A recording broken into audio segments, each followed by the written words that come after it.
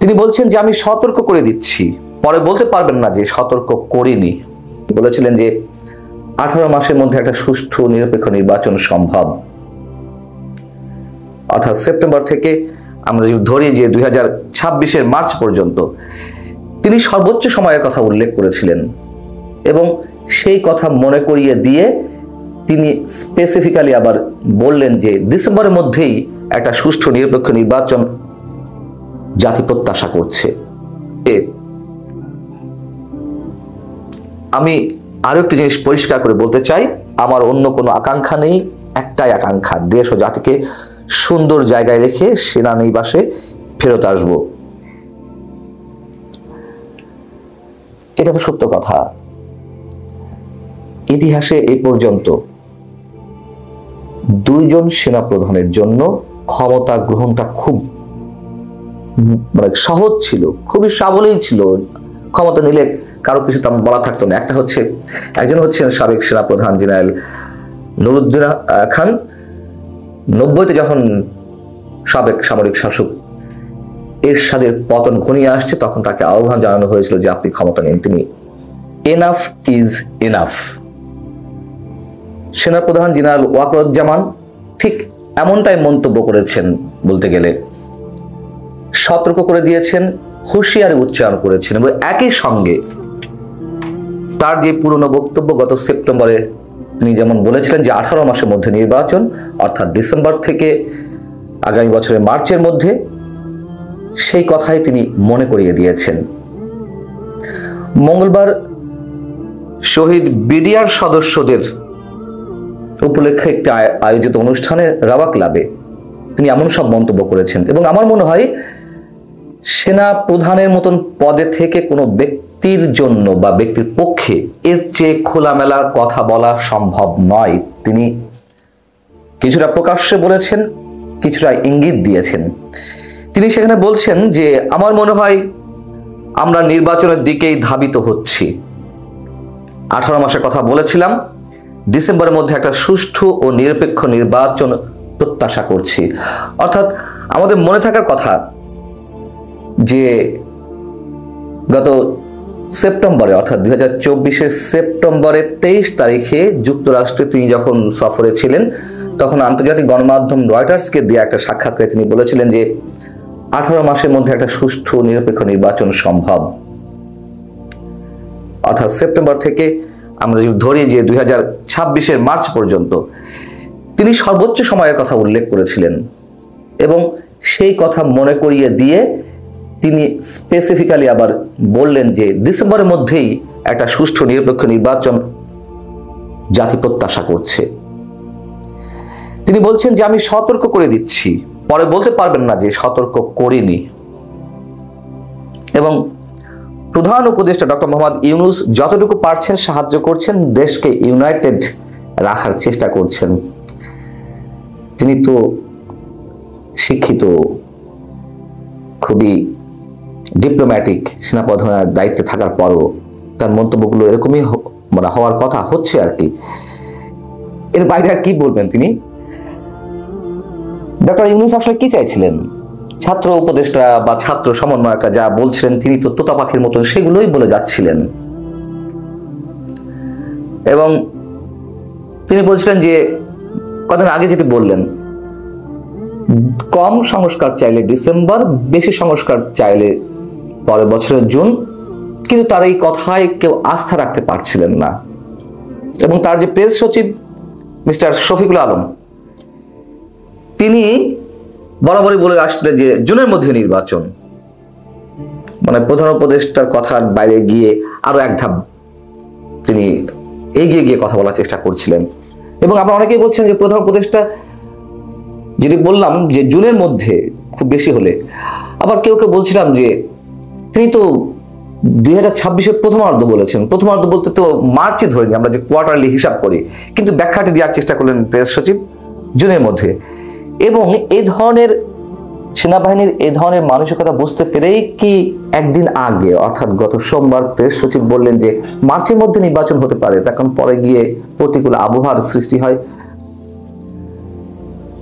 আগে থেকে সম্ভবত আজ করতে পেরেছেন, আমরা জানি না। তো আরো যদি উদাহরণ হিসেবে টেনে আনা যায়, স্থানীয় সরকার নির্বাচন আগে করতে হবে। ছাত্র উপদেষ্টা আসিফ মাহমুদের যে হুঁশিয়ারি, অন্যান্য ছাত্র উপদেষ্টা তেমনটাই বলছিলেন, এবং একই সঙ্গে ছাত্র সমন্বয়করা সেই দাবি করে আসছেন যে আগে স্থানীয় সরকার নির্বাচন, এবং তার জন্য তারা নানান ধরনের প্ল্যানিং করে আসছে। সেই জায়গা থেকে সরকারের মধ্য থেকেও এক ধরনের নমনীয়তা লক্ষ্য করা যাচ্ছিল যে হ্যাঁ, জাতীয় সংসদ নির্বাচন আগে স্থানীয় সরকার নির্বাচন সরকার ভাবছে, কোনো কোনো উপদেষ্টা বলছিলেন। এখন কি করবেন ছাত্র সমন্বয়করা কিংবা সরকারের অন্যান্য উপদেষ্টারা? এর চেয়ে ক্লিয়ার মেসেজ আর কি হতে পারে? সেনাপ্রধান যেটি বললেন, এবং তিনি সতর্ক করে দিয়েছেন, স্পষ্ট ভাষায় বলেছেন যে আমি সতর্ক করে দিচ্ছি, যা কিছু ঘটছে, যে মব ক্রিয়েট একের পর এক বিভিন্ন জায়গায়, যে অস্থিরতা, এবং ঠিক সময়ে তিনি এই মন্তব্যটা করলেন যখন সারা দেশে একটা নৈরাজ্য সৃষ্টি হয়ে গেছে। গত রোববার জাতীয় নাগরিক কমিটির আহ্বায়ক নাসিরউদ্দিন পাটোয়ারি প্রকাশ্যে বললেন যে আওয়ামী লীগের বিচারের আগে নির্বাচন হলে দেশে গৃহযুদ্ধ বেঁধে যাবে। কথায় কথায় তারা গৃহযুদ্ধের কথা বলছে। এর আগে ডক্টর মোহাম্মদ ইউনূসের মাস্টার মাইন্ড মাহফুজ আলম তিনিও গৃহযুদ্ধের কথা বলেছিলেন, এবং এর মধ্য দিয়ে মাঝে যা কিছু ঘটেছে, বুলডোজার বাহিনীর আমরা উৎপাত দেখলাম, যে ভয়ঙ্কর উত্থান দেখলাম, ঐতিহাসিক ভবন বঙ্গবন্ধুর সেটা গুড়িয়ে দেওয়া সহ সারা দেশের যেভাবে অরাজকতা চালালো, এবং এখনো যা ঘটছে, সেই জায়গায় এসে আমি গত দুদিন ধরে বলে আসছি, নির্বাচন পর্যন্ত ডক্টর মোহাম্মদ ইউনূস সরকার থাকতে পারবে কিনা সন্দেহ, এবং সেনাপ্রধান ক্ষুব্ধ, হতাশ। আমি স্পষ্টভাবে এই কথা গত দুদিন ধরে বলে আসছি, সেনাপ্রধান জেনারেল ওয়াকারুজ্জামান একই সঙ্গে হতাশ এবং ক্ষুব্ধ। তা তো আর সেভাবে প্রকাশ করবেন না বিষয়গুলো, যা বলার অনেকখানি পরিষ্কার, অনেকখানি ইঙ্গিতের মধ্য দিয়ে তিনি বলে ফেলেছেন। এবং যে মুহূর্তে ছাত্র সমন্বয়কদের যে কিংস পার্টি অনেকে অভিহিত করছেন, সেটি শুক্রবার আত্মপ্রকাশ করবে এবং মহা আয়োজনে ঢাক ঢোল পিটিয়ে আসছে। আসুক, ভালো কথা, এটি নিয়ে আমাদের কোনো আপত্তি ছিল না, আমরা সবাই ওয়েলকাম জানাতে চাই। কিন্তু যে বিতর্কের মধ্যে দিয়ে দলটি জন্ম হচ্ছে এবং যে অরাজকতা সৃষ্টি হয়েছে, তার মধ্য দিয়ে সেনাপ্রধানের ঠিক এই সময় এই বক্তব্যগুলো খুবই প্রয়োজন ছিল। তিনি একই সঙ্গে বলছেন যে আমি আরো একটি জিনিস পরিষ্কার করে বলতে চাই, আমার অন্য কোনো আকাঙ্ক্ষা নেই, একটাই আকাঙ্ক্ষা, দেশ ও জাতিকে সুন্দর জায়গায় রেখে সেনানিবাসে ফেরত আসব। এটা তো সত্য কথা। ইতিহাসে এই পর্যন্ত দুইজন সেনাপ্রধানের জন্য ক্ষমতা গ্রহণটা খুব সহজ ছিল, খুবই সাবলীল ছিল। ক্ষমতা নিলে কারো কিছু তেমন বলা থাকতো না। একজন হচ্ছেন সাবেক সেনাপ্রধান জেনারেল নুরুদ্দিন খান। 90-তে যখন সাবেক সামরিক শাসক এরশাদের পতন ঘনিয়ে আসছে, তখন তাকে আহ্বান জানানো হয়েছিল যে আপনি ক্ষমতা নিন, তিনি প্রত্যাখ্যান করেছিলেন। আর একজন হচ্ছেন আমাদের বর্তমান সেনাপ্রধান জেনারেল ওয়াকারুজ্জামান। 5 আগস্টে যে অবস্থা ঘটেছিল, তার মধ্য দিয়ে জেনারেল ওয়াকারুজ্জামান যদি টেক ওভার করতেন, যদি রাষ্ট্রীয় ক্ষমতায় চলে আসতেন, কারো কিছু বলার ছিল? কারো কোনো প্রশ্ন তোলার সুযোগ ছিল? কেউ তো বলতো না যে কেন আপনি এটি করলেন। যদিও এটি একটা সামরিক শাসন, নিকৃষ্টতম গণতন্ত্রের চেয়েও ভয়ঙ্কর, কিন্তু তখন সে যে অবস্থা দাঁড়িয়েছিল, তার যেহেতু মুখ্য সুযোগ ছিল, তিনি নেননি। এবং বর্তমান পর্যায়ে এসে যে অবস্থা সারা দেশে, তখনও মানুষ সেনাপ্রধানের দিকে তাকিয়ে আছেন, এবং অনেকেই তার সমালোচনা করেন, অনেকেই তার প্রশংসা করেন। সমালোচনা কারা করেন? হয়তো যে দলটির পতন ঘটেছে সরকার হিসেবে, তারা অবিশ্বাসের জায়গা থেকে কথাগুলো বলছেন।